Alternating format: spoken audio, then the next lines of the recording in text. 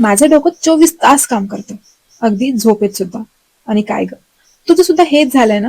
सकाळ झाली की फक्त घर आवरणं एवढं फक्त आपलं काम नाहीये, तर डोक्यामध्ये चाललेली असतात खूप सारी चक्र.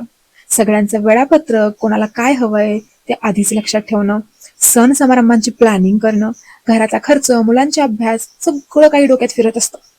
आणि हा थकवा हातात नाहीये, पण मनात नक्कीच आहे.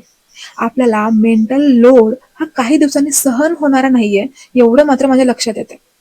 थोडी रिलॅक्स होण्याची, थोडं स्वतःकडे पाहण्याची खरंच आपल्याला गरज किती आहे, हे तुला जर या शब्दांमधनं अजूनही जाणवत नसेल, तर मग जरा कठीण आहे बरं का. काय चाललंय माहितीये का आपलं, की हातामध्ये कामं थोडी आहेत, पण डोक्यामध्ये खूप सारी. म्हणूनच शारीरिक थकवा जरी कमी असला, तरी सुद्धा मानसिक थकवा इतका येतो, की बास, आता नको नकोसं झालंय. कुठेतरी जावंसं वाटतंय. अगदी घर, मुलं-बाळं सोडून जंगलात जावंसं वाटतंय. हे असे शब्द, हे असे वाक्य अशी सर्रास आपल्या मैत्रिणींजवळ आपल्या तोंडातून निघतात. आणि त्यावेळी समोरच्याला वाटतं, खरंच हिला इतका त्रास आहे का? खरंच तिच्या आयुष्यात इतकं वाईट चालू आहे का? पण खरं तर असं काहीच नसतं माहितीये.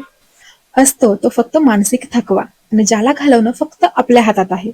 आणि यासाठी प्रयत्न करणाऱ्या खूप साऱ्या रील्स टाकल्यात. पाहायला नक्की विसरू नका. बाय.